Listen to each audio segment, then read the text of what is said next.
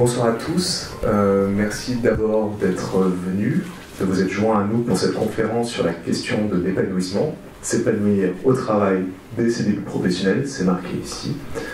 Je tiens d'abord à remercier l'équipe du Community Manager, alors j'ai la Community Manager, vous voyez, je me trompe déjà, la Community, le logo apparaît aussi quelque part, qui a organisé cet événement depuis longtemps, depuis septembre. Alors Community, c'est 13 étudiants de l'ESCE qui appartiennent à la filière, à la spécialisation International People Management, dont le responsable est devant vous, mais je pense que vous le connaissez, Andrés Davila. Donc cette équipe, c'est 13 personnes, plus 9 ambassadeurs qui étaient dans des universités partenaires. Donc c'est un gros travail qui a été fait en amont, puisque vous avez vos camarades de l'ESCE, vous avez des camarades du campus FL, l'EBS et le CE, si je ne dis pas de bêtises. Et vous avez d'autres universités partenaires, dont par exemple Dauphine, qui a organisé un deuxième workshop le 19 octobre. 19 novembre, hein, si je ne dis pas de bêtises, 19 novembre. Pardon. Donc il y a eu 2 workshops préalables à cette réunion conférence avec nos intervenants. Des workshops qui ont associé des étudiants et donc des ambassadeurs qui se sont posés cette question de l'épanouissement au travail, donc des étudiants qui, comme vous, je pense, se posent des questions de savoir qu'est-ce qu'ils cherchent dans leur travail futur, quels sont les critères qu'ils mettront en avant dans leur recherche d'emploi et quelles sont les valeurs qui sont les plus importantes pour eux dans le travail. Alors voilà, cette conférence vient clore d'une certaine façon tout ce travail qui a été fait en amont. J'espère que ça se passera de la meilleure des façons, je pense que c'est fait pour. Donc je tiens encore une fois, mais peut-être qu'ils peuvent s'identifier, les membres de Community, levez-vous pour qu'on puisse les voir et les remercier.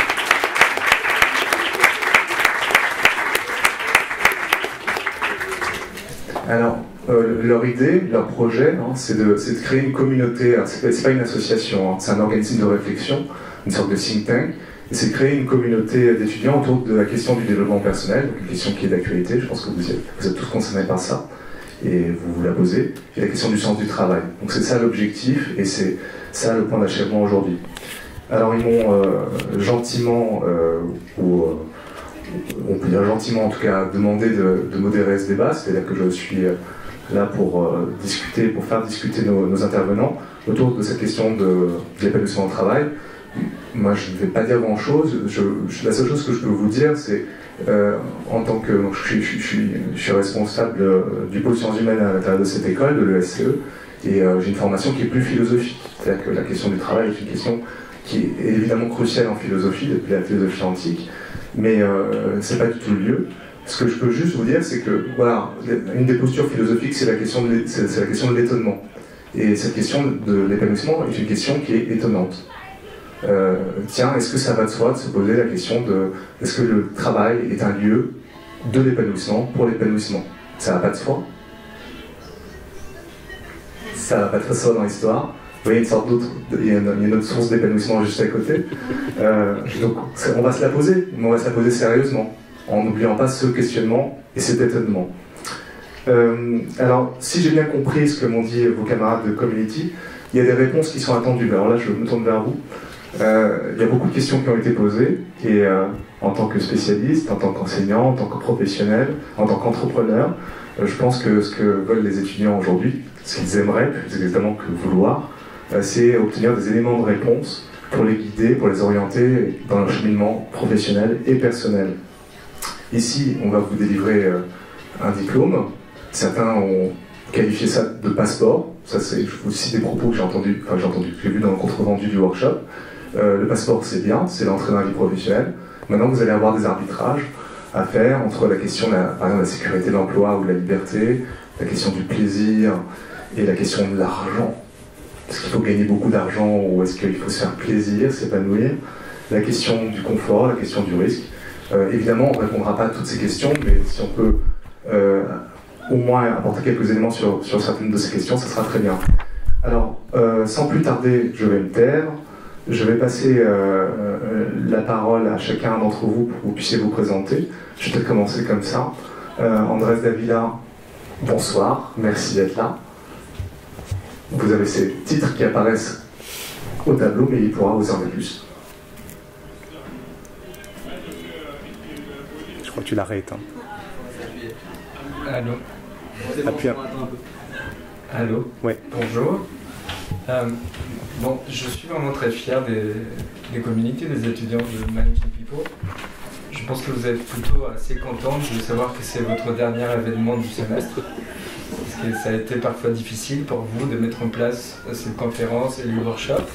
Mais donc, si vous êtes là, et si on est là, c'est parce que vous avez réussi à le faire. Donc vous devez être vraiment fiers de votre travail. Et j'espère que vous avez aussi trouvé un petit peu d'épanouissement pendant le semestre. Et bon, l'épanouissement, c'est pas garanti à 100% quand on travaille. Le travailler, mais c'est une partie aussi du travail. Donc merci de vos efforts, merci d'avoir réussi cette conférence et de nous avoir invités à partager quelques idées avec vous.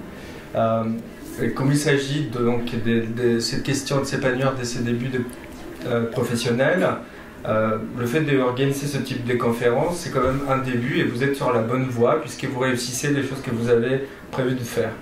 Donc c'est un bon résultat qui montre votre capacité à vous épanouir par des résultats, par l'atteinte d'objectifs que vous êtes fixés vous-même pendant cette année et qui vous font sentir finalement que vous avez fait quelque chose qui a du sens.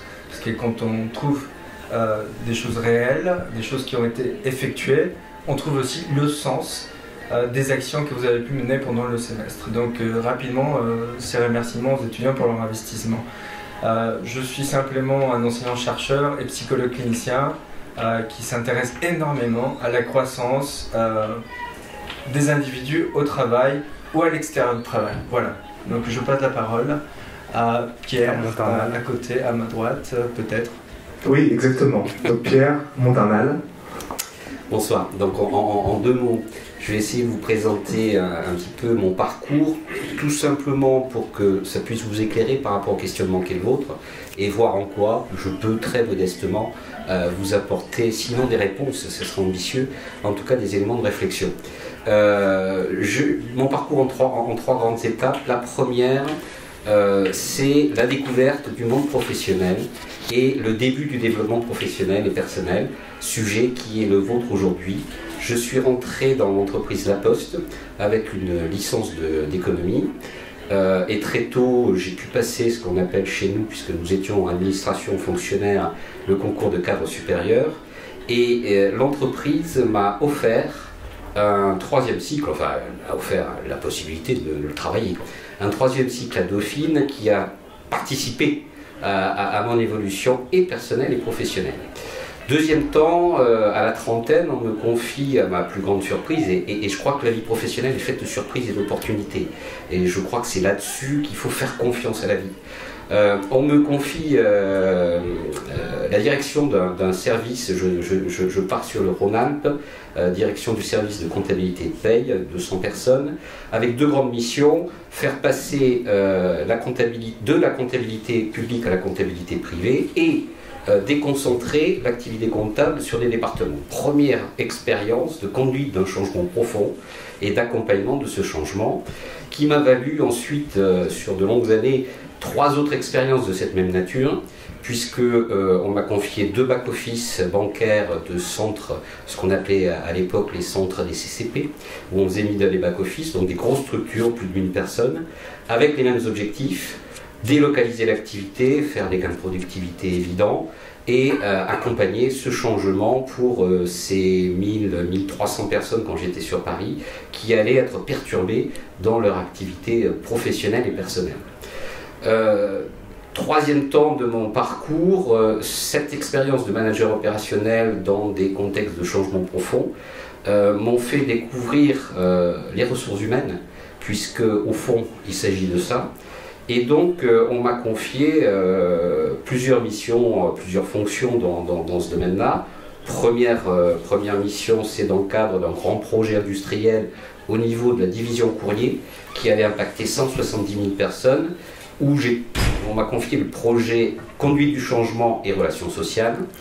Et puis j'ai pu négocier un retour sur Lyon pour 2 expériences, une DRH de la division grand public, les bureaux de poste, sur Bourgogne-Rhône-Alpes, Franche-Comté, et dernièrement RH Group sur Rhône-Alpes, territoire sur lequel on a 23 000 collaborateurs et 9 filiales présentes. Depuis 2 ans, pour des raisons exclusivement personnelles, et là aussi c'est important, les choix personnels que l'on fait, j'ai pu prendre la distance par rapport au groupe. Je suis salarié à temps partiel du groupe, conseiller du délégué régional, et je peux développer des activités en propre.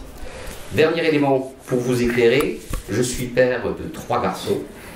3 garçons qui ont vos âges, 18 et 22 ans, 3 garçons qui font des études supérieures, et les questions que vous vous posez alimentent assez régulièrement nos repas du soir quand on arrive à les prendre ensemble.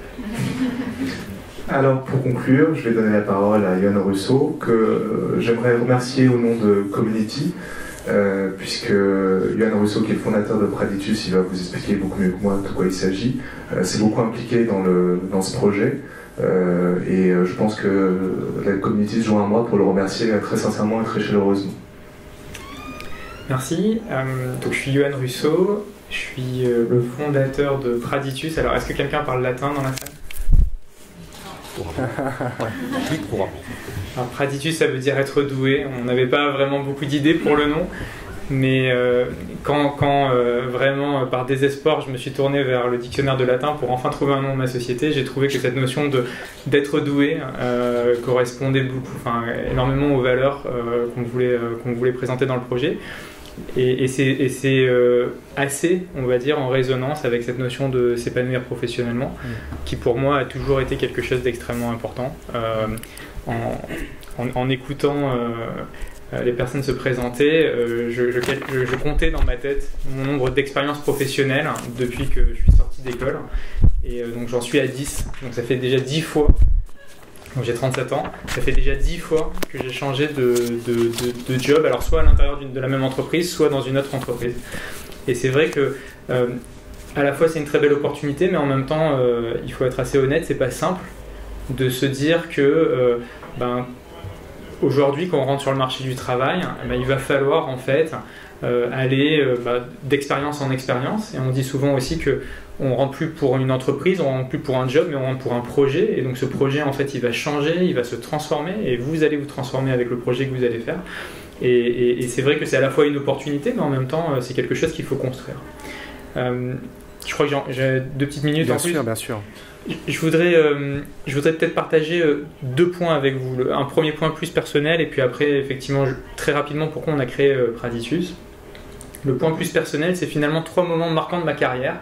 Le premier, je crois que c'était au mois de mai, et c'est quand j'ai annoncé à mon père que faisant mon stage entre ma 3e et 4e année, l'alternance, l'année de césure, on appelait ça à l'époque, chez JP Morgan, donc la banque, en private banking, place Vendôme, avec une jolie cravate comme le monsieur a tout au fond, une cravate violette, et donc ce côté très établi, étudiant, la grande banque, le matin aller place Vendôme, c'est très chic, voilà.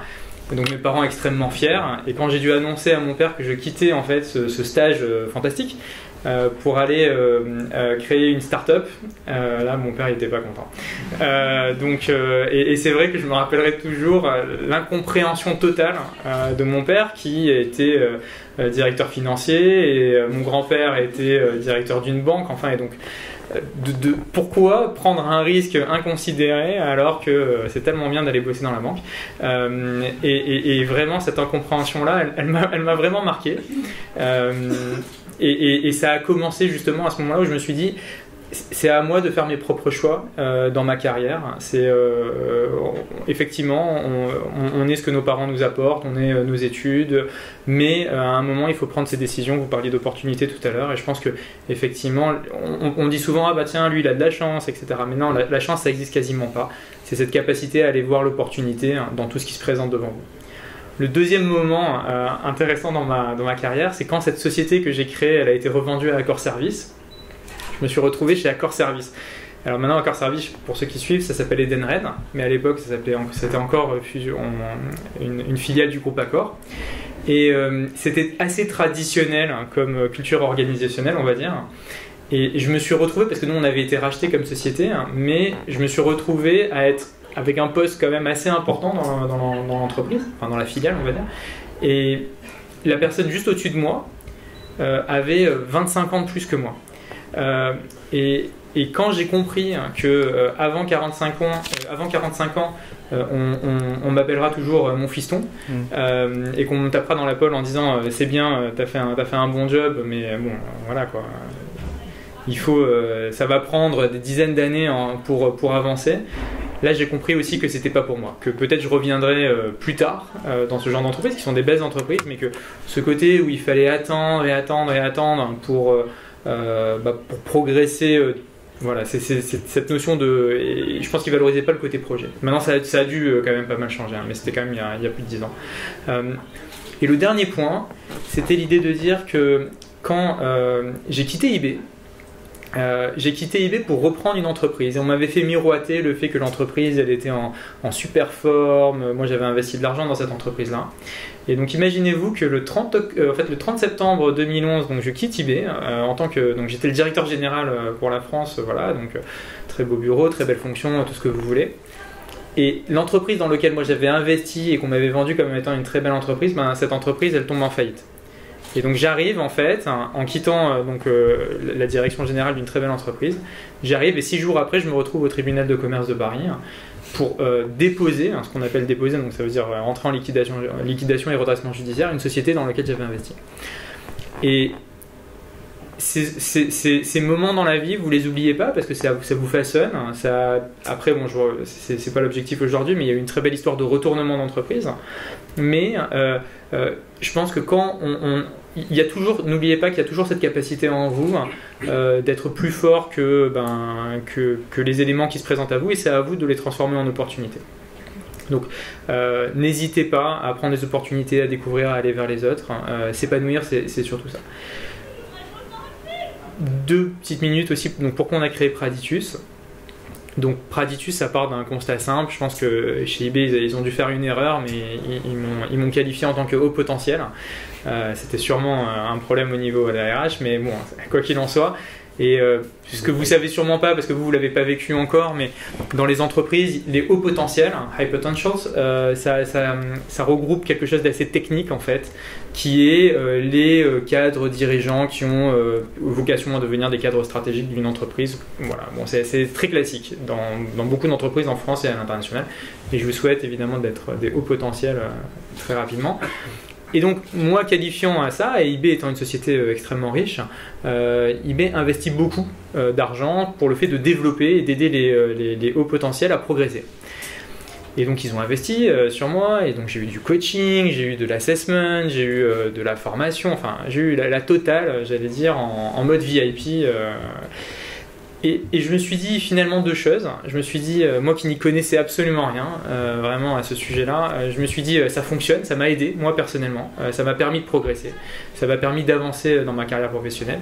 Et le deuxième point, c'est que quand j'en parlais autour de moi, à mes amis, à mes proches, aux gens qui travaillaient avec moi, et je leur disais, mais finalement, regarde ce que j'ai vécu, ça m'a vraiment aidé. Ils me disaient, mais c'est fou, c'est génial, est-ce qu'on pourrait avoir la même chose? Et je leur disais non, désolé, c'est pas possible, ça coûte trop cher, oublie quoi. Dommage, tant pis quoi. Et voilà, le point de départ il était juste là en fait. C'était cette idée de se dire c'est fou, en fait tout le monde parle de s'épanouir dans sa vie professionnelle, tout le monde se dit mais quels sont les bons choix en termes de carrière et tout. Et il y a des outils qui existent. Alors c'est pas forcément la solution, enfin c'est pas la totalité de la solution, mais il y a quand même des outils qui existent. Et je me suis dit, mais c'est fou en fait que ces outils soient pas disponibles à un plus grand nombre. Mais moi je sais qu'ils existent parce que je les ai expérimentés moi-même. Et donc, à partir de ce moment-là, on s'est dit comment on peut prendre des outils de psychométrie, de psychologie, et on peut les rendre un peu plus accessibles et disponibles à tout le monde. Donc voilà un peu le point de départ de cette entreprise et de ce qu'on a voulu véhiculer comme valeur. Je vous remercie. Merci à vous trois pour ces présentations qui sont très intéressantes et qui déjà soulèvent un point intéressant à mon avis, c'est que une carrière et une vie professionnelle, c'est long. Et donc il se passe énormément de choses, mais je veux dire quand on a 18, 20 ou 22 ans, c'est pas forcément évident. Il y a autre chose qui va nous amener tout de suite aux premières questions.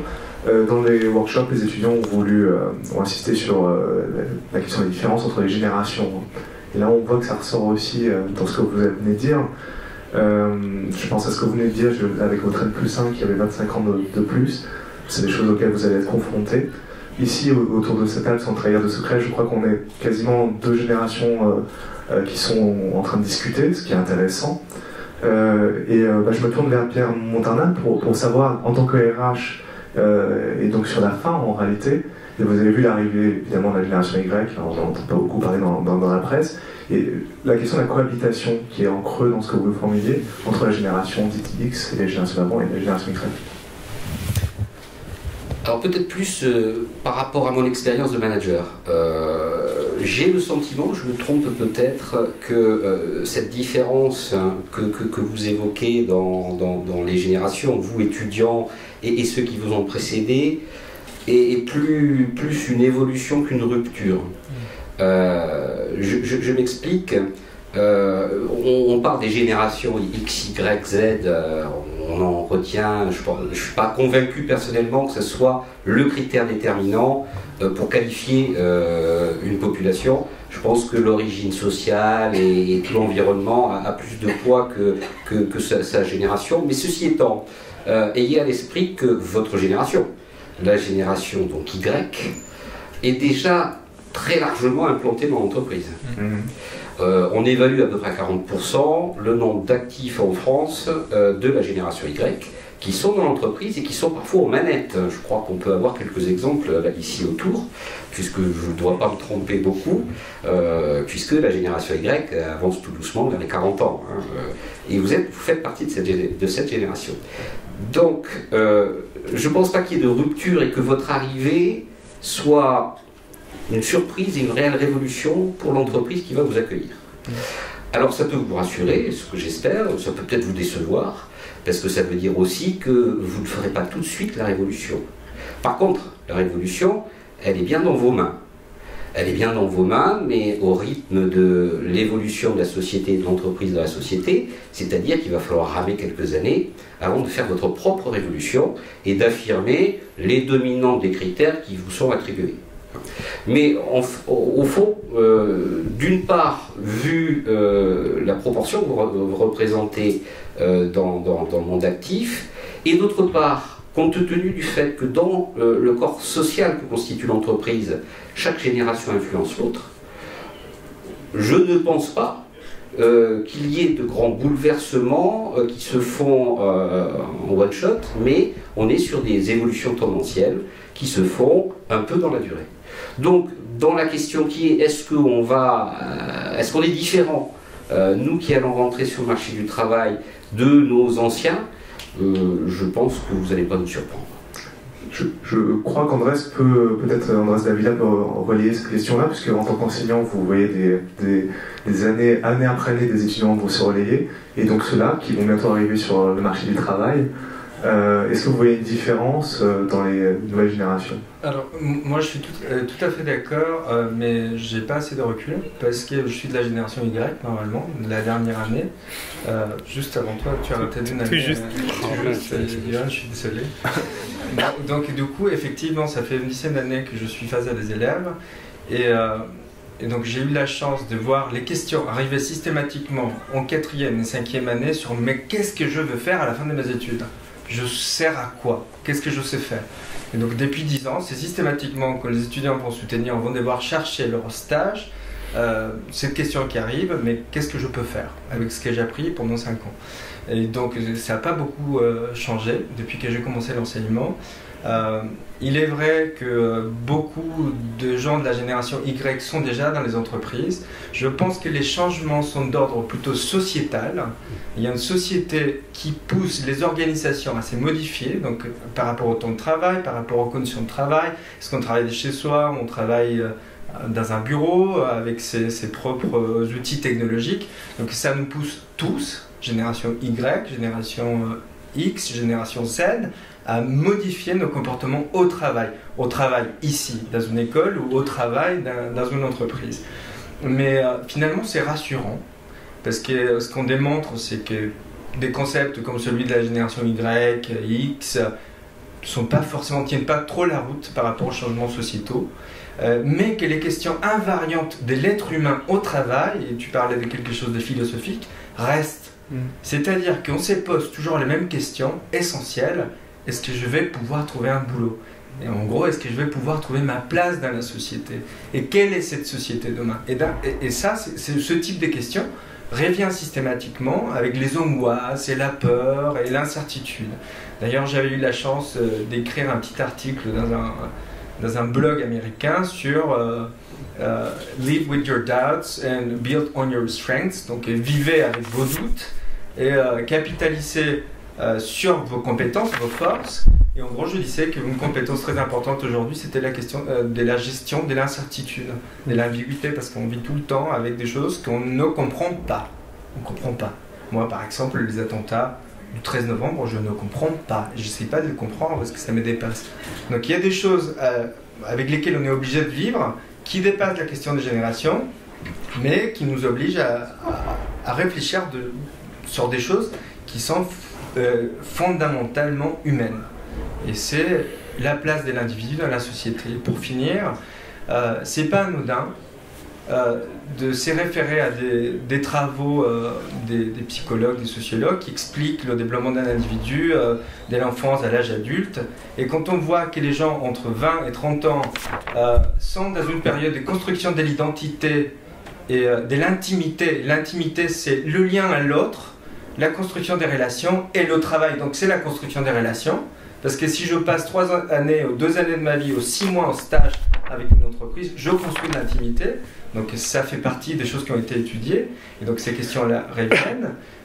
Et quand on lit ces concepts-là à des grandes enquêtes sur les avis des jeunes sur le travail, on retrouve que finalement, ce qui demande les gens entre 20 et 30 ans, davantage, c'est la possibilité de s'intéresser à leur famille. Et après arrive le travail. Donc je pense que cette question de travail, est-ce que je vais trouver ma place, que je vais trouver un métier que je vois depuis 10 ans en tant qu'enseignant-chercheur, en tant que professeur, c'est une sorte d'invariante, parce que tu as utilisé ce mot quand on a pu parler de ça, que je retrouve dans cette soi-disant nouvelle génération, et pas forcément Y, mais la génération qui arrive avec nos étudiants de première année qui ont 17 ans. Donc on trouve la même chose. Voilà. Je ne sais pas si j'ai pu... Une petite précision sur ce que j'ai pu énoncer tout à l'heure, et je pense qu'il se rapporte probablement à ce qu'Andrés a évoqué. Il faut être précis, enfin il faut être clair.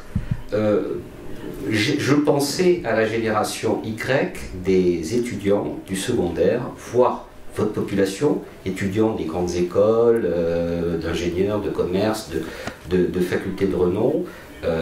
Vous représentez quand même moins de 6% de la jeunesse française, moins de 10% pardon, de la jeunesse française. Et ce que j'ai pu dire tout à l'heure s'applique à cette population. Si on parle des jeunes non ou peu diplômés, le sujet est très différent à mon sens. Je crois que vous avez raison d'insister sur aussi les catégories socio-économiques. Le milieu d'origine, c'est important aussi. On peut penser que c'est un concept un peu publicitaire de génération Y voire Z. Andrés Davila parlait de l'importance de la question sociétale, d'accord. L'entreprise, c'est une petite société, et sans faire de liens abusifs. C'est-à-dire que ces changements qui se produisent dans la société et qui se produisent dans l'entreprise, notamment avec les NTIC, ce qu'on a appelé longtemps les NTIC, donc la révolution numérique et digitale, est-ce qu'il y a des attentes qui sont nouvelles par rapport aux nouveaux entrants? J'ai envie de vous poser la question en tant que chef d'entreprise, Yann Russo. Alors, il y a après la génération Y, il y a la génération Z. Donc elle arrive, et je crois que c'est 18 ans aujourd'hui la génération Z, c'est 18 ans. Après 1995, c'est ça, ouais, voilà. Donc c'est vrai que cette notion des NTIC, de la technologie, elle est complètement intégrée, puisqu'on appelle donc les digital natives, de ces personnes-là qui pour eux en fait ne voient pas la barrière entre leur quotidien et la technologie, c'est seamless, c'est intégré. Et évidemment, il faut en tenir compte dans la manière dont on travaille. Je pense que concrètement, ça se traduit par le fait que on comprend mal, par exemple, qu'on ne peut pas travailler de chez soi. Donc, on va avoir le cas en fait de collaborateurs qui disent mais attends, je passe 1h30 pour venir au travail parce qu'il y a des embouteillages, etc. Pourquoi avec mon laptop je peux pas aller au café ou de chez moi ou d'un coworking, etc. Je peux pas faire le job. Et on va avoir le fait que beaucoup de collaborateurs, alors ça, il faut l'accueillir et il faut le prendre tel quel, mais il faut aussi pouvoir le gérer. Évidemment, le temps passé en fait sur des activités type personnelles et professionnelles, l'utilisation de Facebook, l'utilisation enfin de tous les réseaux sociaux, qui peuvent être aussi une utilisation en entreprise, parce que maintenant en entreprise on utilise aussi beaucoup Facebook. Moi à titre personnel j'utilise énormément Facebook pour m'alimenter sur des sujets professionnels. Et donc finalement tous ces éléments-là se mixent, mais en même temps quand je regarde mon Facebook j'ai énormément d'éléments professionnels mais j'ai aussi des éléments personnels. Et donc il faut savoir pouvoir aller trier là-dedans. Et je pense que on se pose quasiment plus la question de savoir est-ce qu'on peut accéder à son Facebook en fait sur son lieu de travail ou autre. Maintenant la vraie problématique c'est où est-ce qu'on va pouvoir placer la barrière et pouvoir gérer quand même, parce que l'entreprise, même si je pense que l'entreprise est finalement assez intelligente dans la manière dont elle a accueilli les générations Y et les générations Z, mais quand même il faut garder à l'esprit que l'entreprise se transforme pour accueillir ces nouveaux modes de travail, mais le fonctionnement de l'entreprise n'a pas fondamentalement changé. Donc ce qui est attendu d'un collaborateur, c'est pas parce qu'on va vous permettre de travailler à distance, c'est pas parce qu'on va vous permettre d'utiliser Facebook au travail. Si vous croyez en fait que les règles du jeu ont changé, elles ont un petit peu changé, mais pas tant que ça. Donc là aussi, je pense que c'est à la fois un effet positif, parce qu'évidemment c'est beaucoup plus sympa de pouvoir travailler avec son laptop de chez soi, de pouvoir être plus flexible dans les horaires, d'avoir un mode de communication plus agréable. Mais en même temps, attention, les règles du jeu n'ont pas fondamentalement changé, et c'est assez facile en fait de se faire prendre au jeu et finalement de se voir bloquer un peu son avancement ou ses opportunités, on va dire, parce qu'on n'a pas compris que il faut l'utiliser, mais attention. C'est-à-dire qu'il y a toujours une organisation qui est hiérarchique aussi, malgré certaines règles parfois qui sont plus proches des réseaux sociaux, d'une attitude plus cool, détendue, mais c'est un travail. Je dirais pas organisation, c'est pas un problème de hiérarchie, c'est juste un problème d'attente. C'est-à-dire que les attentes et les résultats d'un collaborateur maintenant, n'ont pas fondamentalement changé. Cette notion de performance, Andrés pourra bien mieux l'expliquer, mais je pense pas qu'elle a fondamentalement changé. La notion de performance, on l'évalue aujourd'hui comme on l'évalue il y a 15 ans.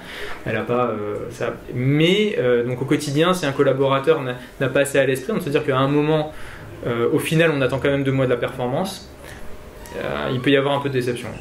Alors, merci, ça va me permettre de passer à un autre point. Vous voyez bien que la question de la performance reste au cœur, évidemment, de la stratégie de l'entreprise. On a parlé de termes qui nous éloignent en fait, apparemment, de l'épanouissement, puisque la performance, la gestion du risque, le contexte d'incertitude dans lequel on évolue, je pense que c'est dans ce contexte-là qu'il faut bien comprendre global que la question du développement personnel se pose, autant au niveau individuel qu'au niveau des stratégies de l'entreprise.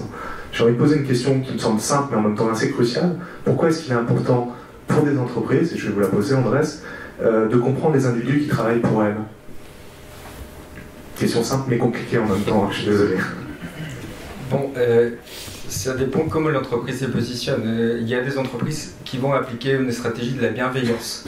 D'accord ? Si je suis dans une entreprise bienveillante, je fais des choses pour les individus qui font partie de mon entreprise, parce qu'en étant bienveillante, les individus vont être bienveillants vis-à-vis de l'entreprise. Si je m'intéresse en tant que métrique, de critères de mesure, au comportement des individus, je vais savoir comment mieux exploiter leurs compétences pour produire de la performance. Là, c'est 2 choses totalement différentes. Et si je m'intéresse simplement en tant qu'outil de flicage, c'est simplement pour contrôler mes coûts. Donc tout dépend des stratégies derrière l'intérêt qu'emporte au comportement de l'humain dans l'entreprise. Toutes les entreprises sont différentes, et là je rejoins entièrement Johan. C'est peut-être que les organisations changent parce qu'elles doivent recevoir de nouvelles générations qui, dans un contexte social, doivent avoir des comportements différents, donc il faut s'intéresser à ces comportements-là. Mais la répartition de valeur est à peu près la même. C'est-à-dire qu'on a des gens à qui on paye un salaire et on attend une performance pour que l'entreprise puisse continuer à exister, voire s'enrichir. Face à ça, il y a des nouvelles formes d'organisation qui apparaissent, l'économie collaborative par exemple, qui essayent de mettre le partage des ressources entre une communauté qui est d'accord pour bâtir une confiance. Mais ça nous renvoie à nouveau à l'utilisation des comportements. Et c'est justement ce qui nous intéresse, en tout cas dans les questions de management, people management, c'est comprendre les comportements pour en faire quelque chose. Soit de manière bienveillante, soit simplement pour atteindre une performance, et la performance est toujours ce qui motive l'entreprise. Voilà, ça c'est mon avis. Est-ce que quelqu'un veut élaborer là-dessus aussi? Ou j'ai une question sinon pour Pierre, toute personne d'accord. Donc pour Pierre Montanan, est-ce qu'on peut, alors là en tant qu'ancien manager et que RH aussi, face à un contexte de changement, est-ce que vous avez vu des changements aussi s'appliquer dans le management, dans les questions du développement personnel? Est-ce qu'on dirige, est-ce qu'on manage de la même façon aujourd'hui qu'il y a 15, 20, 30 ans?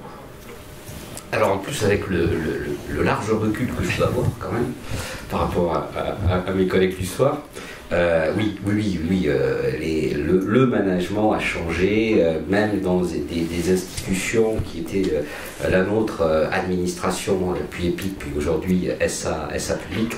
Le monde bouge autour de nous et l'entreprise évidemment bouge. On intègre dans les évolutions du management l'arrivée de ces nouvelles générations, évidemment, qui ont quand même quelques attentes différentes de leurs anciens. Et on s'adapte à ses collaborateurs pour une simple et bonne raison, c'est que derrière, c'est un gage de performance.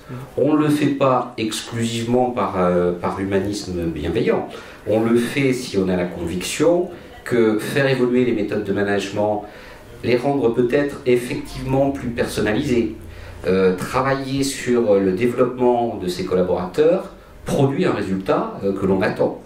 Et sur des entreprises comme celle dans laquelle je suis, les évolutions de métiers ont été fulgurantes. On passe d'une entreprise de main-d'œuvre à une entreprise de techniciens. Et on a choisi, et c'est notre contrat social interne, de le faire sans licenciement.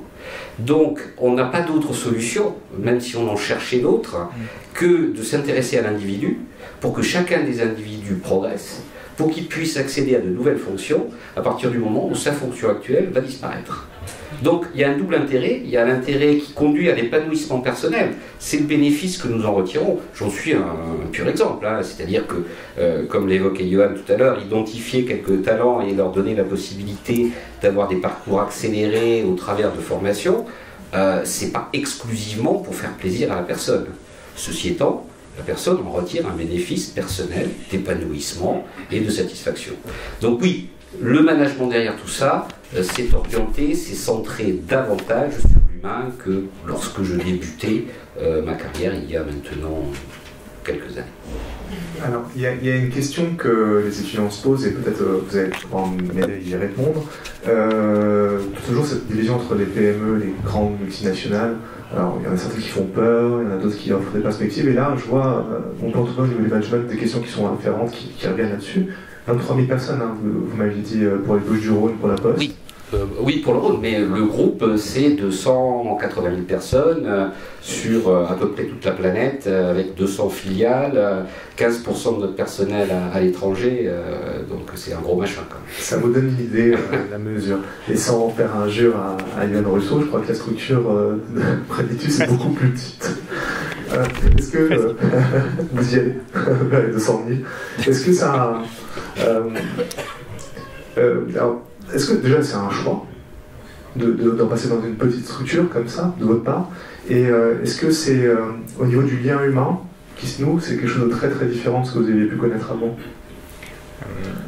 Alors je rigolais en fait, je disais presque, mais non, pas du tout.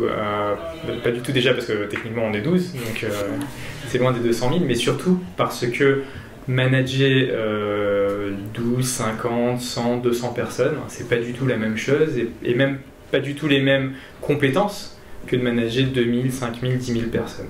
Et souvent, si vous êtes un peu passionné par les histoires d'entreprise, vous verrez que c'est assez rare que le même fondateur, dirigeant, soit le même quand l'entreprise grossit autant. Et à un moment, il faut aussi admettre que tout ce que vous avez pu faire quand vous étiez 200, 500, quand c'est 2000, 5000, 10 000 collaborateurs, c'est plus du tout pareil. Donc il y a cette notion de compétence, et c'est des compétences complètement différentes de gérer des groupes de taille, on va dire, supérieure à 1000 personnes. Et je suis même pas sûr d'avoir cette compétence, parce que moi-même je l'ai jamais fait en fait. J'ai jamais managé, je crois, plus que 150 personnes, donc c'était pas mon sujet. Après, moi personnellement, effectivement, je me sentirais pas, c'est vraiment en termes d'épanouissement personnel, j'aimerais pas du tout manager un grand nombre de personnes.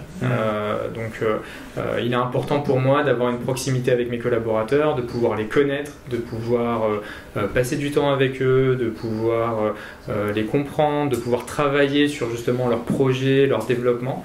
C'est quelque chose qu'après on fait moins quand l'entreprise grossit. Alors si on a du succès, tant mieux, hein, je veux dire, on va pas refuser, mais c'est vrai que ce que j'apprécie, c'est dans des structures à taille humaine. On dit souvent, retenez en fait ce chiffre de 150-200 personnes, on dit qu'à partir de 150-200 personnes, c'est le moment où on n'arrive plus à retenir le prénom de ses collaborateurs. Et donc c'est ce moment-là en fait que je redoute, mais bon, j'en suis encore très loin. Donc voilà. Juste un point en fait, peut-être je rajoute un point qui m'est venu à l'esprit. Moi en tout cas, ce que je ressens dans mes discussions avec les nouvelles générations, c'est deux choses très rapidement. Le premier point, c'est que de plus en plus, les gens disent « je veux travailler dans une entreprise qui partage les mêmes valeurs que moi ». Alors que moi, quand je suis rentré sur le marché du travail, c'était vraiment la dernière question qui était dans mon esprit. Je rentrais chez JP Morgan, si tous les matins je devais apporter le café, il n'y avait aucun souci. Et là, on sait très bien, mais sur des sujets, par exemple, il y a une entreprise de tabac, des entreprises de tabac n'avaient aucun problème à recruter. Maintenant, on se pose vraiment beaucoup de questions. Mais globalement, les valeurs de l'entreprise, est-ce que ça résonne? Et s'il n'y a pas un lien entre les valeurs de l'entreprise et moi, finalement, je ne vais pas être d'accord d'aller travailler dans cette entreprise-là. Et je pense que donc très important pour vous d'identifier quelles sont vos valeurs en fait pour savoir à quel moment vous allez rentrer en résonance avec l'entreprise. Le deuxième point, qui est aussi, je relis un petit peu par rapport à la notion de management, ce qui perturbe un petit peu les modèles classiques dans les entreprises, c'est que les nouvelles générations ne sont pas, on va dire, peu intéressées par le fait de monter de manière verticale dans l'organisation. Vous allez trouver très peu d'appétence, en fait très peu d'intérêt à dire ah bah vas-y bosse dur, défonce-toi, donne tout ce que tu as en fait et tu seras manager. Le mot manager. Parce que maintenant tout le monde a compris que manager en fait c'est quasiment le même salaire et c'est beaucoup plus d'embêtement on va dire et que cette position là elle est très délicate et elle fait envie à de moins en moins de personnes. En revanche, ce que les gens ils veulent maintenant c'est prendre de l'épaisseur, c'est finalement aller de projet en projet, d'aller picorer un petit peu à droite à gauche et d'aller en fait plutôt en transversal. Et ça c'est vrai qu'en termes en tant que manager et pour l'organisation il va falloir gérer en fait ces nouvelles attentes. Parce que si vous voulez garder un collaborateur dans l'entreprise, justement, il va falloir le faire changer de projet. C'est en ça aussi où les petites entreprises ont parfois plus de souplesse et de flexibilité qu'une grande entreprise. Mais je pense que tout le monde est en train de s'adapter un peu à ces... alors, la grande entreprise a évidemment la possibilité d'avoir beaucoup de places disponibles, mais c'est vrai que tout le monde est en train de s'adapter à ces nouveaux modes, ces attentes, on va dire. Si je peux me permettre. Si la question est, vous qui êtes ici, est-ce que je préférerais aller dans une PME, une ETI ou un grand groupe, si c'est ça qui est un peu caché derrière la question, je vais faire un peu la promo quand même des grosses boutiques. Il y a dans ces structures-là, je parle de la Poste puisque je la connais, des opportunités transversales et verticales étonnantes, nombreuses. Et dans mon parcours professionnel, j'ai pu exercer une bonne douzaine de métiers assez différents. Ce qui m'a permis de rester dans le groupe, alors que j'ai beaucoup travaillé avec des consultants et j'ai eu quelques propositions fermes. J'ai choisi de rester dans ce groupe parce que je ne me suis jamais ennuyé. Et que j'ai pu faire des métiers qui m'ont surpris, dans lesquels je me suis surpris, et donc de fait dans lesquels je me suis épanoui. En plus, globalement, j'ai plutôt pas trop mal réussi, donc c'était payant en retour, mais je pense que le grand groupe si on partage ses valeurs, et on y reviendra sûrement sur ce sujet-là, parce qu'il me paraît capital, si on partage ces valeurs, le grand groupe offre des opportunités que la PME n'est pas capable d'offrir, me semble-t-il. Faites le bon choix. On reviendra sur la question des valeurs. On va en parler selon un axe un peu différent tout de suite pour après se concentrer là-dessus. On est dans un monde changeant, tout le monde l'a dit. Andrés, vous avez souligné dans un des workshops que finalement dans ce contexte changeant, ce qui ne changeait pas, c'était l'individu. Et donc je trouve qu'on retrouve la question des valeurs, c'est presque la philosophie depuis toujours, connais-toi toi-même.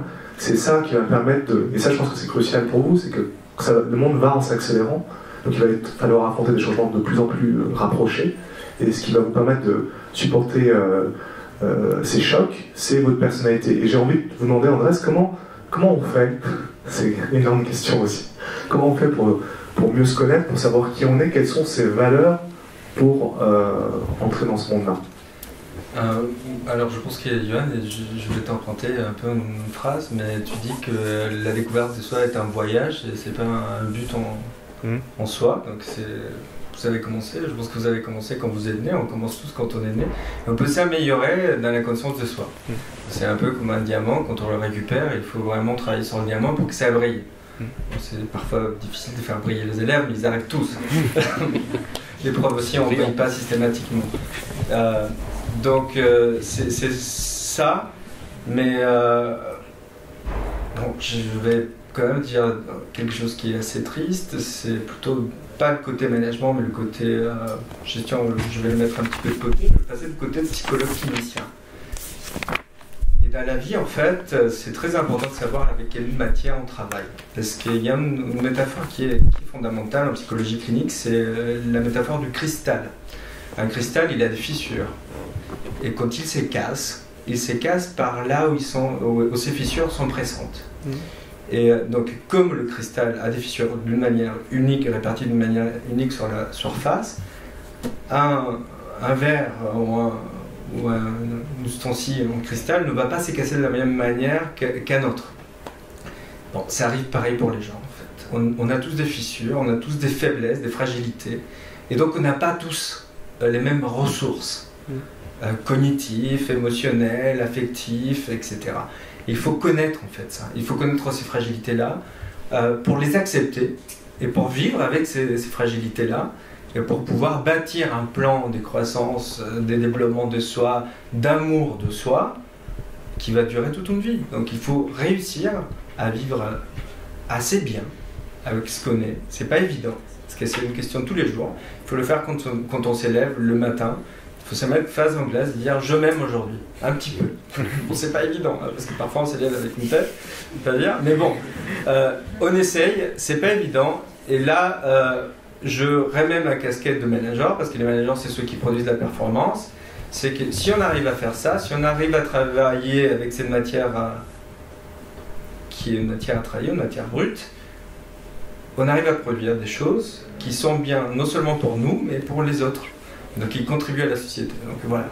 C'est mon idée de développement personnel. Et bon, c'est assez intime, mais je pense que ça fait partie de ça. Johan, quelque chose? Je suis obligé de compléter. Oui. La citation était exacte, c'est ça? Oui, la citation était exacte. Ah bon, c'est sûr.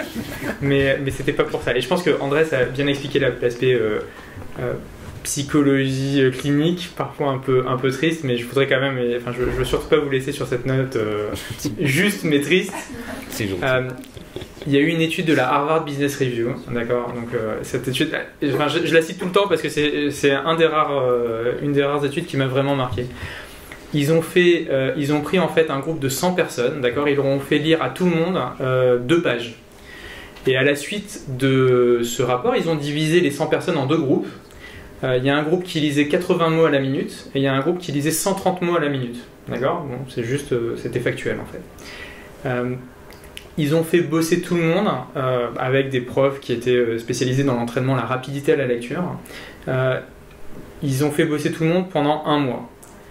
Quels étaient les résultats après 1 mois? Donc ceux qui lisaient 80 mots à la minute, ils lisaient combien après? Allez, dites. Quelqu'un se lance? Combien à droite? Combien de mots à la minute ceux qui lisaient 80? Monsieur là, voilà. 150. Toi, et ceux qui lisaient 130, ils sont passés à 150. À 200. Une autre réponse. Alors donc toi, ceux 80, ils passaient à combien? Ils sont passés à Ils ont convergé vers Ils ont convergé, d'accord. Alors, ceux qui étaient à 80 mots la minute, ils sont... Alors écoutez bien, hein.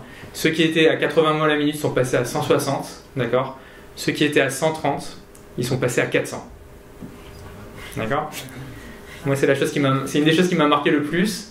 Et donc, par rapport à ce que dit Andrés, qui est juste, je compléterai en disant focus on strengths.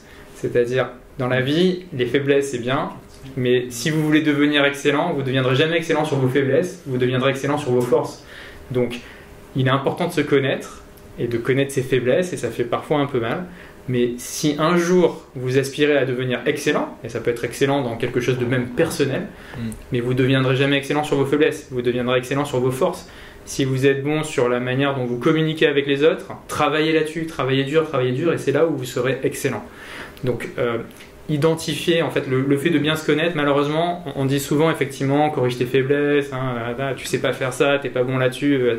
Non, tu as une force, capitalise dessus parce que de toute façon, c'est à toi. Et tu l'as déjà et tu peux vraiment multiplier, décupler cette force-là. Donc voilà, ça complète, mais c'est peut-être plus positif. Je suis d'accord. Alors pour rester sur cette idée des forces et puis on vous retourner le test, puisque vous testiez nos étudiants, je vais vous poser une question à vous, on va voir si vous êtes fort pour le bonheur.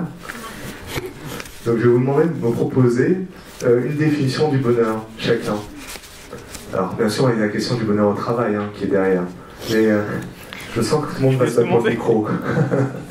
J'ai essayé de causer avant les philosophes et les psychologues, parce que je pense qu'on aura un autre éclairage.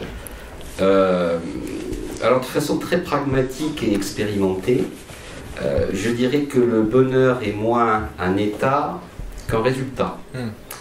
Le bonheur, c'est le résultat d'une philosophie de vie probablement, mais aussi d'une gymnastique de vie, à mon sens.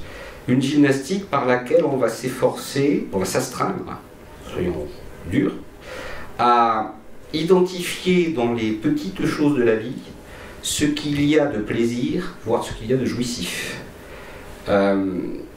C'est donc un exercice, un entraînement, et comme Yon le faisait remarquer, on n'est probablement pas tous égaux par rapport à cette capacité-là. La propension au bonheur, à mon sens, est assez inégalement répartie. Donc certains vont travailler sur leurs forces et y arriver plutôt bien. D'autres, je leur souhaite d'arriver à travailler sur leurs faiblesses et de progresser dessus. Et c'est pour ça que je pense que la capacité à l'accès au bonheur est aussi une gymnastique qui peut se faire en collectif. Et il me semble que l'environnement familial est un bon endroit pour travailler ce sujet-là, dans lequel la famille, ceux qui ont une bonne propension au bonheur, vont éclairer, ouvrir les yeux à ceux qui l'ont de façon moins naturelle et progresser, les faire progresser vers ce bonheur. Donc voilà, ma définition du bonheur, elle est vraie dans la vie, dans tous les aspects de la vie, y compris dans la vie professionnelle, où le bonheur et l'épanouissement ne va pas vous être offert en cadeau par l'entreprise qui vous aura recruté. Cet épanouissement et ce bonheur, il existe, mais à vous d'aller le chercher. Et pour ça, il faut former. C'est vachement compliqué comme question. Complètement. Sois pas triste dans ta réponse. Voilà. Alors, le bonheur. Non, alors, le bonheur, c'est dans la littérature un état de plénitude. Voilà. Mais je vais prendre une autre définition qui est la définition d'être en bonne santé des Canguilhem, qui dit en fait d'être en bonne santé, c'est d'être capable de tomber malade et d'en guérir. Donc le bonheur, c'est être capable d'être parfois triste pour faire la différence là où pendant les moments où on est triste et là où on est vraiment dans cet état de plénitude. Et je suis d'accord avec cette idée que en fait le bonheur c'est ce travail, et le bonheur à deux ça marche aussi, parce que c'est aussi la famille, c'est l'autre. Et je connais pas beaucoup de monde qui ait accès de bonheur en étant tout seul. Donc je pense qu'effectivement c'est une gymnastique qui s'est construite, c'est co-construit, et c'est pas tout le temps, c'est parfois. Voilà. Je rajouterais juste que je suis pas sûr, en tout cas, moi j'ai jamais recherché le bonheur dans mon travail. Enfin, je veux dire, si on parle du bonheur à titre personnel, pourquoi pas, mais je pense que c'est un malentendu de se dire je vais aller travailler et je vais être en situation de bonheur. Il peut y avoir des moments de bonheur quand vous travaillez, par une réussite, par quelque chose de collectif. Enfin, moi je me rappelle en fait de choses qui ont été des vrais moments de bonheur parce que je me suis rendu compte qu'on a réussi à plusieurs à faire quelque chose que personne n'aurait réussi individuellement. C'est-à-dire j'ai vécu ça, ce moment où à 40, on a réussi quelque chose qui aurait été impossible de manière individuelle. Et là, c'était un vrai moment de bonheur. Parce qu'en fait, de vivre ça et de se dire, mais ce vrai sentiment de collectif, c'était un vrai moment de bonheur. Bon, après, des moments d'entreprise et autres. Mais je me lève pas le matin en me disant, bah tiens, je vais essayer d'aller chercher le bonheur dans mon travail. Je pense qu'on est plus, enfin, à mon sens, on est plutôt dans cette notion d'engagement. Qui permet de rentrer en connexion au niveau des valeurs, de la mission et de se dire que ce qu'on fait est en ligne, est aligné et a de l'impact par rapport à la mission globale de l'entreprise. Et donc cette notion d'être connecté peut apporter du bonheur, mais en tout cas, enfin, le bonheur c'est peut-être un petit peu trop haut, j'allais dire. Je pense qu'il y a plutôt des moments de bonheur, mais c'est plutôt de la satisfaction forte qui vous amène au travail. Mais je suis pas sûr que le travail, c'est l'objectif d'aller travailler, c'est d'être en situation de bonheur. Mais ça n'empêche pas que c'est très agréable d'aller travailler, mais c'est voilà. Je crois que ça rejoint le sentiment qu'ont nos étudiants et ceux qui ont participé au workshop, c'est-à-dire que le bonheur c'est dans l'espace privé surtout. Et le travail apporte autre chose. Enfin, il y a le cloisonnement entre la vie privée et la vie professionnelle, où rentre en compte la question de l'épanouissement, pour le coup. Je vais peut-être faire ça comme ça. Ce qui en ressort, si vous voyez des notions supplémentaires, n'hésitez pas à les apporter. La question du sens. Si quelqu'un veut faire un commentaire là-dessus, c'est un peu ce que vous étiez en train de dire, de se connecter aux valeurs de l'entreprise, à sa mission. Très important, la question de l'impact, alors de l'utilité. Peut-être l'un d'entre vous peut me faire un commentaire sur cette phrase que j'ai relevée, donc une citation.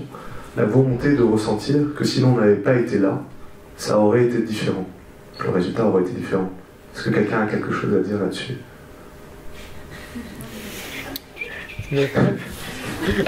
Alors, je vais choisir le bout de la question qui me va bien. C'est la question du sens. Juste pour donner un exemple dans mon expérience personnelle et pour illustrer le fait que le sens est fondamental et l'adhésion au sens qui est donné est fondamentale dans la recherche de la satisfaction, de l'épanouissement et donc accessoirement de sa conséquence qui peut être un petit moment de bonheur. À l'inverse, une non-adhésion au sens peut créer le phénomène inverse qui va être le malaise. J'ai vécu ça dans une expérience sur un des sites qui m'avait été confié, le 18e arrondissement, un gros centre courrier avec 450 facteurs, qui était un établissement, comment je vais dire, très réactif et vivant sur le plan social, qui avait la réputation de débrayer très souvent et d'avoir une très belle capacité d'entraînement, ce qui est une qualité, il ne faut pas la négliger, et qui posait un vrai problème en termes de qualité de service. Et on me confie cet établissement avec pour mission de redresser la qualité de service et d'exploser ce site en 5 établissements sur l'ensemble de l'arrondissement.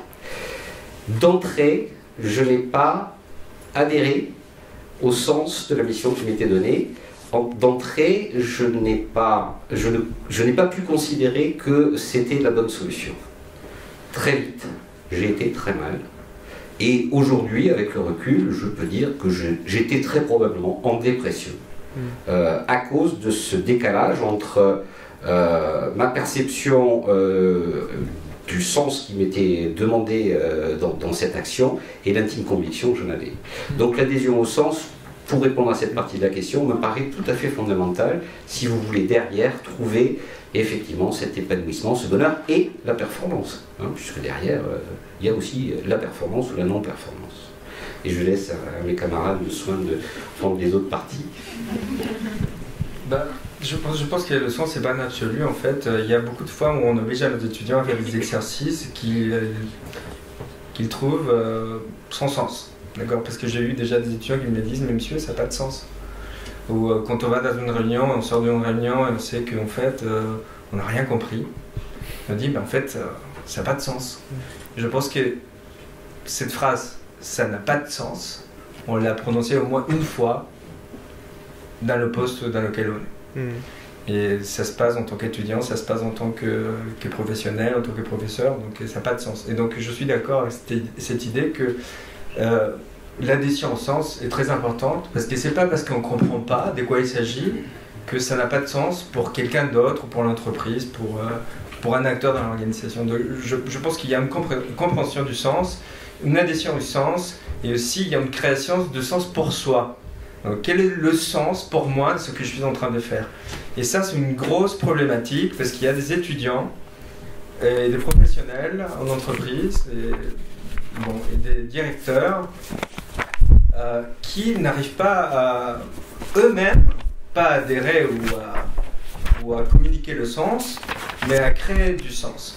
Et donc, si dans vos actions, si demain vous arrivez à créer du sens pour vous, dans ce que vous faites, c'est ce qui compte. Donc je pense que c'est ça. Et c'est le plus difficile en fait. Parce que communiquer une stratégie à quelqu'un, dire à quelqu'un faites ci, faites ça, et c'est important parce que je veux de la performance, mais ça n'a pas de sens pour l'individu, bon, ça va arriver systématiquement. Mais créer du sens pour soi, dans le travail qu'on fait, c'est presque de la vocation, mais c'est pas évident.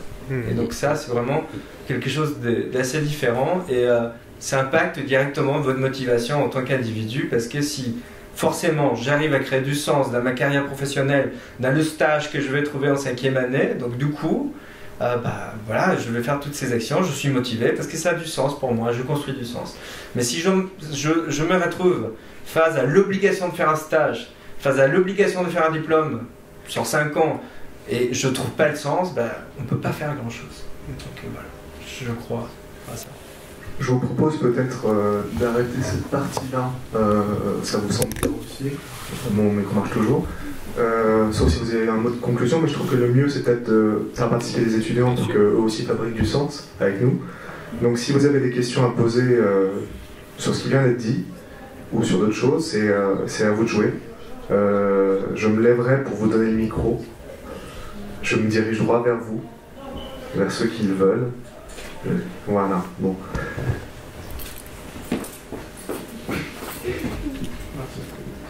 Je vais demander à M. Villa. Il a dit que si on ne trouvait pas de sens, par exemple dans nos études ou dans notre travail, ça conclut à rien. Et je voulais savoir justement qu'est-ce qu'il faut faire, parce que des fois on ne trouve pas de sens, mais il faut continuer pour avoir ce sens. Et je lui demande qu'est-ce qu'il faut faire pour justement trouver le sens de notre vie ou de la tâche qu'on veut faire. Ah bah oui. Faut répondre. Ah bah oui. Ah, il y a limite. Alors, c'est une très très bonne question. Donc, je pense qu'il y a à faire des deux côtés. Les deux côtés des structures pédagogiques, et donc avec l'innovation des modèles pédagogiques, de la manière d'enseigner, d'une manière où l'individu devient acteur de sa propre formation. Par exemple, ça c'est des choses qui peuvent vraiment aider, surtout les étudiants qui arrivent dans l'école. Je pense que vous êtes en première année. Donc il y a une question de sens, il y a une question de construction de sens quand l'individu se sent acteur de ses propres décisions. C'est quand il a la capacité de faire des choses, au lieu de mémoriser des choses, au lieu d'emmagasiner des choses, au lieu de recevoir comme un réceptacle vide qui n'a pas de mots à dire. D'accord ? Donc la première chose à faire, c'est réellement de devenir acteur de ses actions, de ses décisions, pour trouver du sens finalement. Donc comment je m'approprie finalement d'un programme d'études qui m'est imposé, auquel je dois me soumettre, parce que c'est le programme, c'est comme ça que ça s'enseigne en France depuis 10 ans, 20 ans, 30 ans, et voilà. Donc comment je m'approprie, comment j'agis, comment je deviens acteur de la création de ce sens. Et c'est d'ailleurs pour ça, je vais faire un peu de la publicité, que ces étudiants-là des community, on vient décider de créer cet événement-là Parce que c'est par les actions qu'ils mettent en place qu'ils créent leur sens. D'accord ? Et moi, j'étais ravi de voir leur mission à la fin du semestre, parce que c'est pas moi, en tant que professeur, qui ai suggéré le thème de la conférence, le titre de la conférence, les mots qu'ils ont mis pour exprimer leurs questions et leurs inquiétudes. Ces mots-là, c'est ces élèves-là des community qui les trouvent. C'est comme les mots que vous avez aujourd'hui utilisés pour devenir acteur de ce que vous êtes en train de faire aujourd'hui. Donc générer un événement qui a peut-être un petit peu de sens pour vous, parce que le fait que vous ayez pris la parole, ça veut dire que vous êtes en train d'essayer de trouver des réponses à votre quête d'essence, donc ça vous fait être acteur. Donc très bien d'avoir posé une question, donc vous venez de faire quelque chose qui a du sens. J'allais faire le lien comme ça, est-ce qu'il y a d'autres acteurs de la question? D'autres questionnements? Ici, par là-bas? Non? De ce côté? Je vais passer derrière la caméra.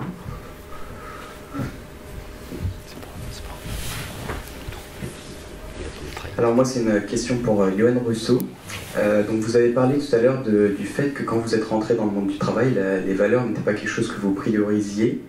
Je voulais savoir si vous aviez éventuellement identifié ce qui avait changé dans notre génération et pourquoi est-ce qu'on a mis en avant de façon plus naturelle nos valeurs pour entrer dans une entreprise par rapport à ce que vous avez fait vous. Voilà. Je ne saurais pas répondre en fait à qu'est-ce qui vraiment a amené les nouvelles personnes sur le marché du travail à chercher plus de valeur et de sens dans la manière dont ils abordent leur entrée sur le marché de l'emploi. Je pense que c'est pas en lien avec le marché du travail, c'est en lien avec ce que Andrés disait tout à l'heure, c'est sociétal. C'est le fait que le monde se transforme énormément, que ça bouge beaucoup plus rapidement et surtout qu'on est aussi beaucoup mieux informé. Et donc mécaniquement, avant on connaissait mal les entreprises, maintenant on les connaît beaucoup mieux. Et donc on voit bien que parfois elles font des choses bien, mais elles font des choses un peu moins bien. Et donc c'est ça à mon avis qui a fait ouvrir les yeux à beaucoup de monde. Et en même temps, donc ça c'est un aspect. Et le deuxième aspect, c'est aussi que beaucoup de jeunes générations ont vu leurs parents un peu malmenés, ballottés, menés en bateau par les entreprises, et on a vu nos parents en fait, alors parfois c'était des réussites professionnelles, mais parfois ça l'était moins, et on a aussi beaucoup de cas de dire ah bah oui mais moi j'ai vu mon père ou ma mère, elle a travaillé très longtemps dans cette entreprise là, finalement ça n'avait aucun sens, et après elle a été au chômage, ou il a été au chômage, ou après finalement il a attendu toujours la promotion, il n'a pas. Et donc il y a eu, enfin, par cette observation là de nos parents, on a aussi pu se construire le fait de dire ben finalement je veux pas être comme mon père, et moi aussi je veux pas être comme mon père qui a fait pendant 45 ans dans la même entreprise, ou 40 ans dans la même entreprise en tant que comptable et après directeur financier, etc.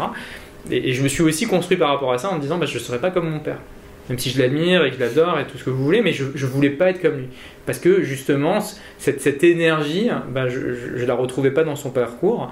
Et donc moi en fait, même si quand je suis rentré sur le marché du travail j'avais pas ces questions là, mais c'était quand même dans moi, c'était pas révélé, hein, mais c'était dans moi.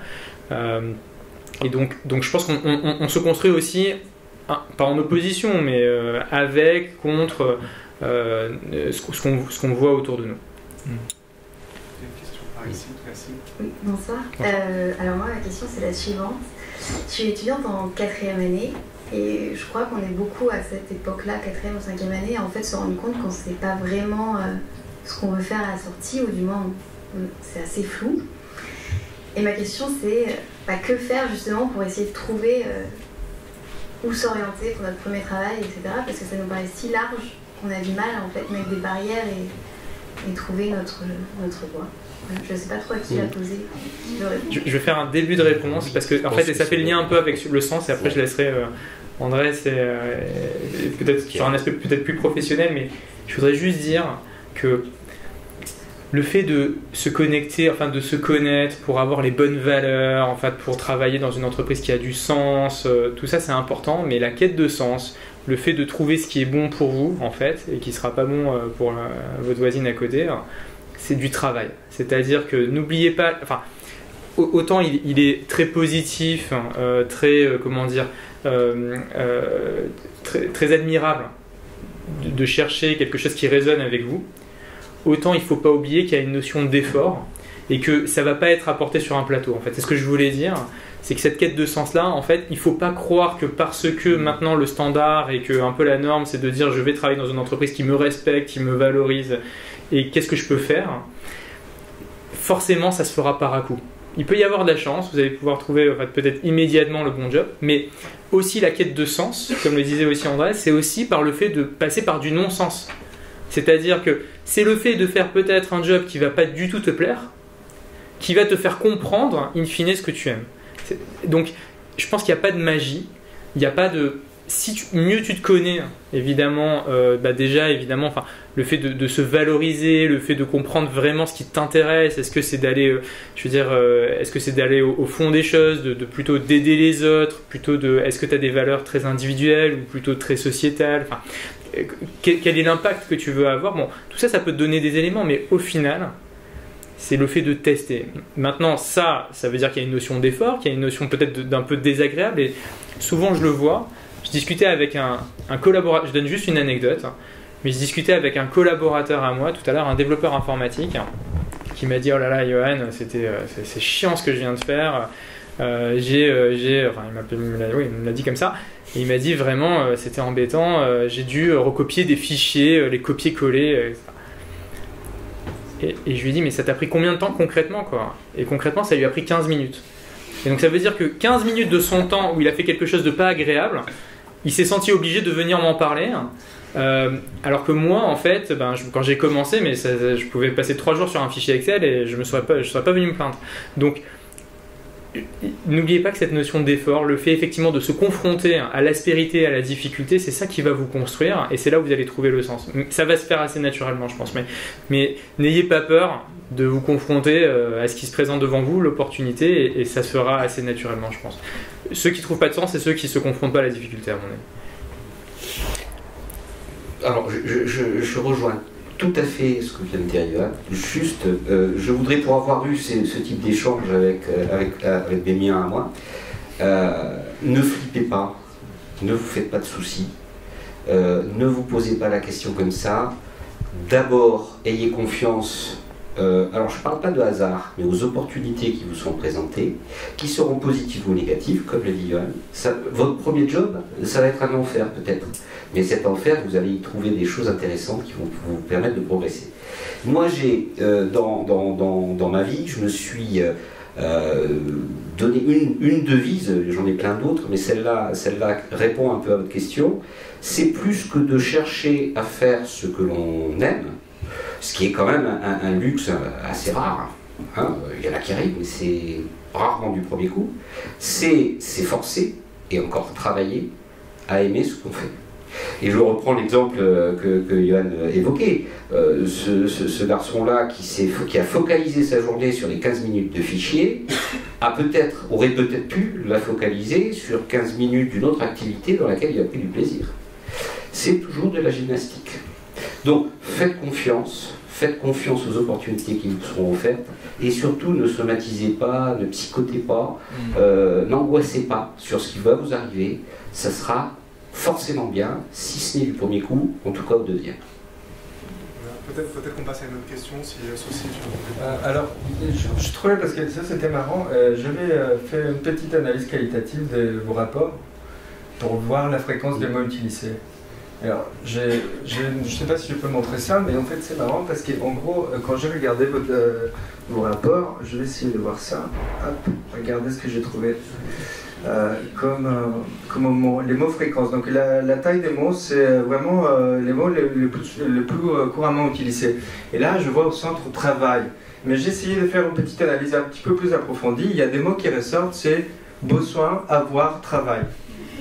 Donc en gros, je me dis que la question c'est, est-ce que je vais pouvoir trouver un travail?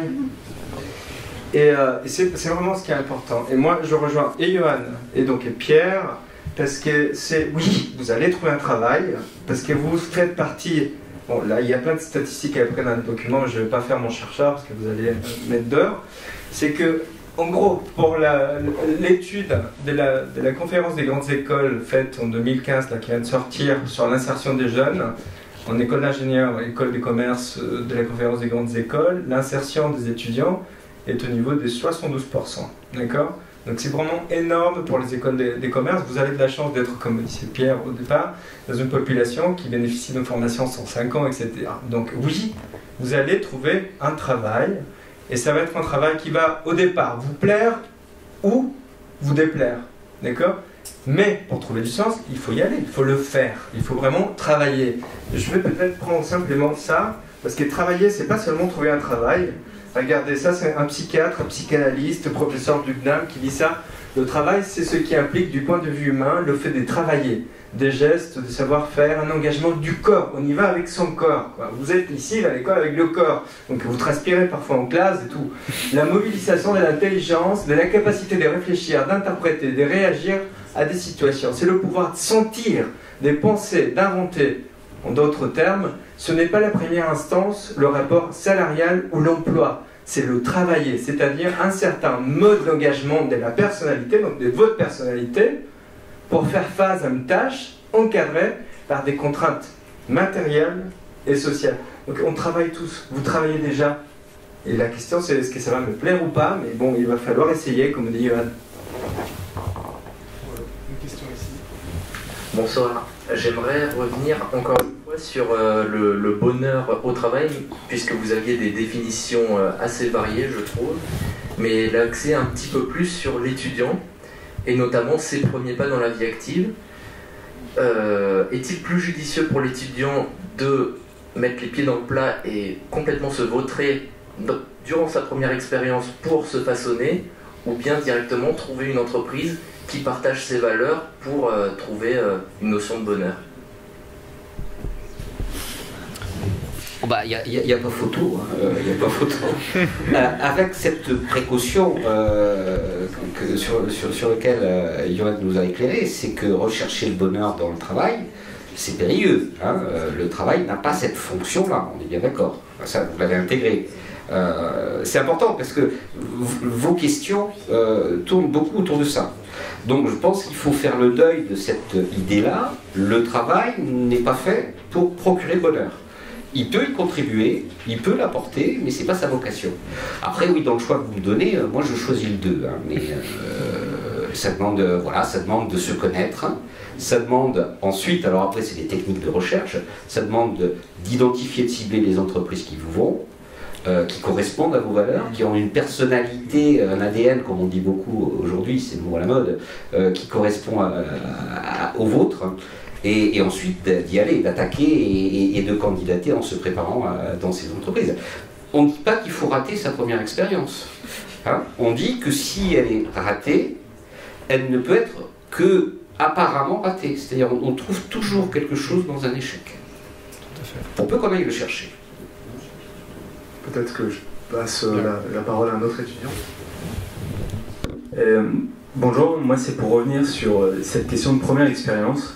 Je ne sais pas aujourd'hui si cette première expérience doit être réalisée dans un grand groupe comme le vôtre ou dans une donc avec une organisation bien huilée, etc., plein de procédures, tout ça, ou alors de le faire dans une petite start-up ou moyenne start-up, une start-up avec laquelle on partage nos valeurs et peut-être beaucoup plus stimulante, on va se sentir utile dans cette petite structure du coup. Enfin, moyenne structure. Il y a la réponse de la question. Oui. Je veux dire, les premières expériences professionnelles ne doivent servir qu'à créer la fondation, les fondations pour la suite de ton parcours, parce que finalement, à ce moment de votre vie, évidemment, c'est important, mais ce qui va être vraiment important, c'est quel job tu vas avoir quand tu auras 30 ans, quand tu auras une famille, quand tu auras des enfants. Et ça, à ce moment-là, tu voudras être un peu plus tranquille et pouvoir consacrer du temps à la construction aussi de ta vie personnelle, passer du temps avec tes enfants. Et donc, c'est ce moment-là, en fait, où tu vas dire « j'espère que j'ai bien investi ». Donc, je dirais, par rapport à la première expérience professionnelle, alors, il peut y avoir en fait il peut y avoir des cas très spécifiques où la personne est passionnée par les startups, où la personne est passionnée par les grands groupes. Bon. Hormis ce cas-là, le seul chose qui est important, c'est l'intérêt du job. Parce que ce qu'il faut aller chercher, en fait, si dans une start-up, même si c'est pas quelque chose que tu envisageais dès le premier point, il y a quelqu'un qui te propose un stage ou un job qui va te donner beaucoup d'opportunités, de liberté et de responsabilités, ben fonce.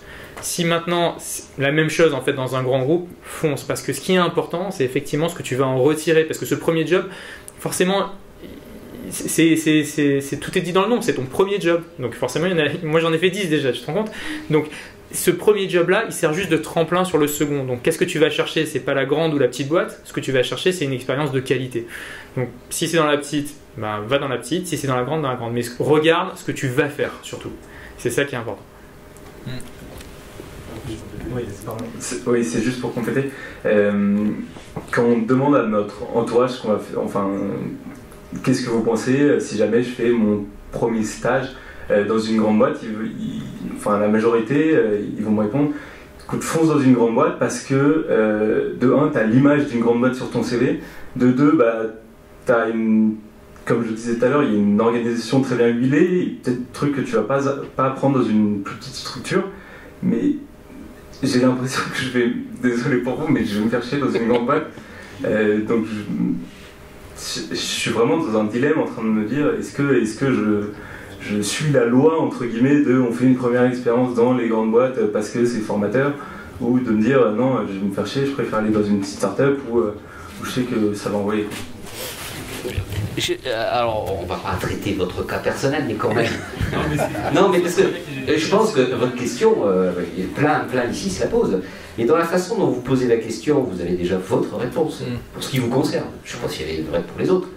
Mais dans la simple façon dont vous formulez votre question, votre envie aujourd'hui, même si vous vous en défendez, c'est d'aller plutôt dans une petite structure tonique, dynamique et vivante.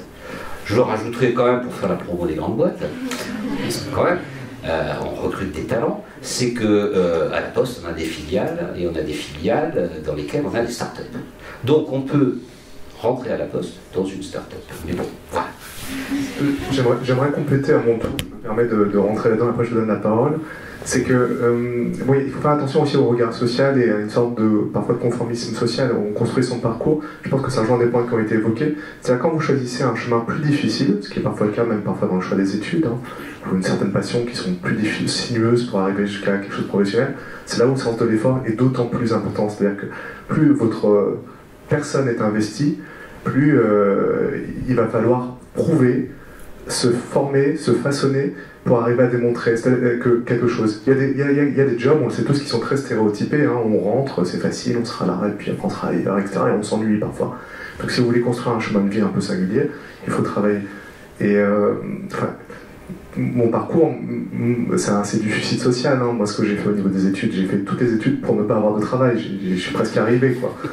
J'ai fait du droit au départ, donc c'est pas mal, je pouvais avoir du travail. Je me suis dit, il y a trop de travail. Donc, je vais faire des études de sciences politiques, mais pas à Sciences Po, parce que là, je risquais de travailler quand même. Donc, je l'ai fait à la fac. Et puis, je trouvais que c'était pas assez. Donc, j'ai fait de la philosophie politique en thèse. Mais je suis foutu. Je pensais que ça marcherait jamais pour moi. Donc, j'ai fait les études les plus longues possibles, aussi pour travailler, pour réfléchir au projet. Et je veux insister sur un truc sur la risque, parce que je sais que c'est une pression très forte pour vous aussi de dire se planter, on peut se planter. Ma première expérience professionnelle, mon premier stage, c'est pas un stage, c'est un job d'été. Je l'ai fait dans une librairie papeterie pour le père d'un ami, et je me suis fait virer au bout de 2 semaines. Depuis, j'en ai gardé la conviction que dans chaque job, je me ferais virer. Que j'étais pas bon, quoi, que j'étais pas fait pour ça. Donc il y a aussi cette histoire du rebond, quoi. On peut avoir des échecs, c'est constructeur, ça peut être destructeur aussi, parce qu'on se dit, la première, c'est le moment où la personnalité se façonne, et puis je vaux rien, quoi. Il faut que j'aille me cacher. Mais finalement, voilà, le chemin de vie est assez long, mais on peut trouver en soi les ressources, à condition de se soustraire au regard social, et je pense que ce que vous étiez en train de dire rejoint vraiment ça. Si vous voulez commencer par trouver vos valeurs, il faut arriver à mettre de la distance entre vos propres valeurs et celles de l'extérieur, d'autant que parfois on sait que les valeurs de l'extérieur sont très manichéenne, très simpliste, notamment sur le choix des études, quoi. Enfin, je me permets aussi, après tout je travaille et je peux dire des choses. Merci. Alors voilà, moi je viens d'être diplômé de l'ESCE et je pense que la question de l'épanouissement est assez, merci, est même plus importante pour des étudiants en commerce que pour d'autres types d'étudiants, parce qu'en fait nous, on étudie commerce et c'est vrai que ça n'a pas tant de sens, on ne sait pas trop dans quoi on va être spécialisé, on est spécialisé en gestion, donc c'est pas comme quelqu'un un maçon, un boulanger ou un cuisinier qui manipule et qui qui a directement un sens dans son travail. Nous on cherche notre sens et au final on l'a pas, donc on doit le trouver. Donc c'est tous les efforts qu'on a fait dans l'école, je pense qu'ils vont être encore, on devrait être encore plus importants après l'école. Il faut trouver le sens. Et donc je pense qu'on peut pas s'épanouir. Enfin, c'est là ma question. Comment on peut s'épanouir si on sait pas ce qu'on fait? Parce que depuis le début, en fait, on dit on travaille, donc on va assumer de la gestion, on va répondre aux ordres d'un patron, on va faire. Mais l'action elle-même, quelle est l'action? Donc je pense que l'épanouissement passe dans l'action, donc il faut trouver l'action. Et pour trouver cette action-là, je pense que c'est, après l'école de commerce, c'est dans la spécialisation, il faut spécialiser dans un domaine, il faut choisir un domaine. Donc par exemple, pour rebondir sur la question sur ta question, est-ce que je devrais travailler dans une grande boîte ou dans une start-up? Je pense que c'est pas vraiment c'est la forme change rien, le fond c'est important. Qu'est-ce que tu vas faire? Tu vas être avocat ou médecin, manipuler de la nourriture ou manipuler des lois ou enfin voilà, qu'est-ce qu'on va manipuler? Et je pense que donc c'est ma question, est-ce qu'il faudrait pas se spécialiser directement dans quelque chose et donc choisir la spécialisation pour atteindre l'épanouissement? Est-ce que ce serait pas plus ça la chose la plus importante pour des étudiants et le thème de réflexion le plus important en fait?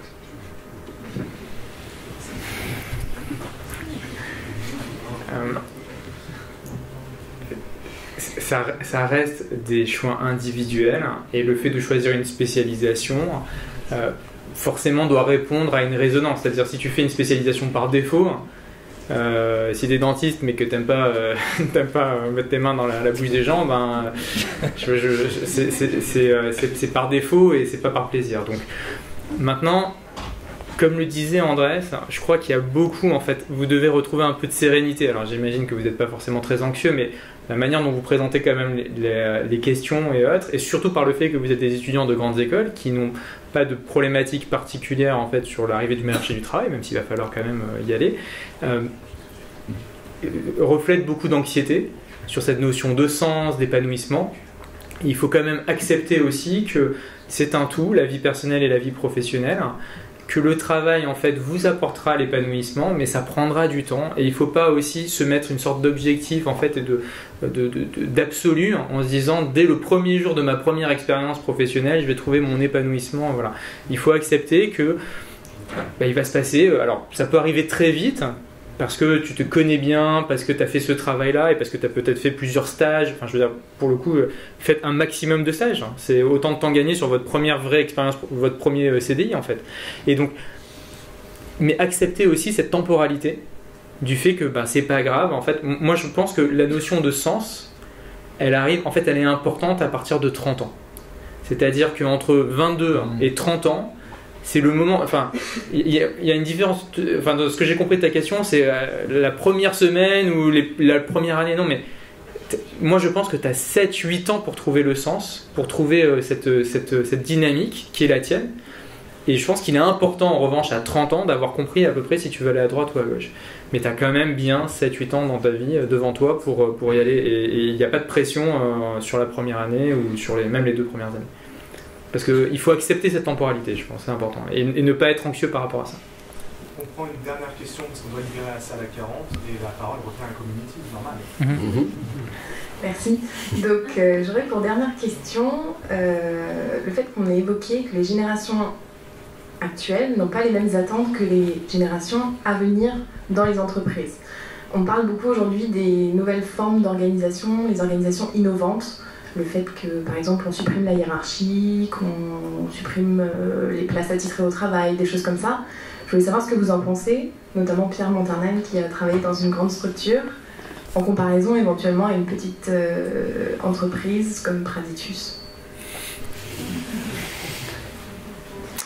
Alors, je pense que les petites structures seront et sont par nature plus innovantes sur les modes d'organisation que les grands groupes.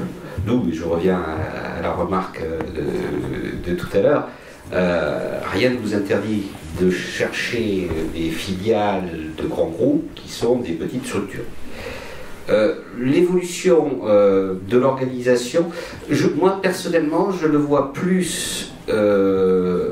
Je vois plus le modèle économique de l'entreprise évoluer vers le collaboratif que vers une vraie remise en cause fondamentale d'une structure interne de l'entreprise qui, quelle que soit sa forme, à mon sens, gardera pour longtemps une espèce de hiérarchie. Pour fonctionner aujourd'hui, il y a des expériences qui sont faites avec plus ou moins de bonheur. Je ne sais plus, il y a une entreprise Pôle, Post ou je ne sais plus quoi, qui a essayé, j'ai lu ça récemment, qui a essayé effectivement de pas de poste de travail à titre affecté, pas de hiérarchie, tout le monde payé de la même façon. C'est des laboratoires, voir ce que ça va donner. À mon sens, c'est pas encore pour demain. Alors, les générations que vous êtes et celles qui vous suivent, mais vous êtes un peu à cheval entre le Y et le Z, je ne me permettrai pas de vous dire que vous êtes XY, ça serait offensant, mais YZ, vous allez forcément faire évoluer l'organisation interne de l'entreprise, parce que de toute façon, la société qui environne l'entreprise est en train d'évoluer, par votre fait et par d'autres composantes qui viennent de l'extérieur. Donc oui, le management dans les 30 dernières années, les prochaines années, ne sera pas conduit de la même façon qu'il l'était il y a 30 ans, c'est clair. Mais je ne crois pas à une révolution en one shot. Tu peux ajouter quelque chose puisque tu as pris la partie?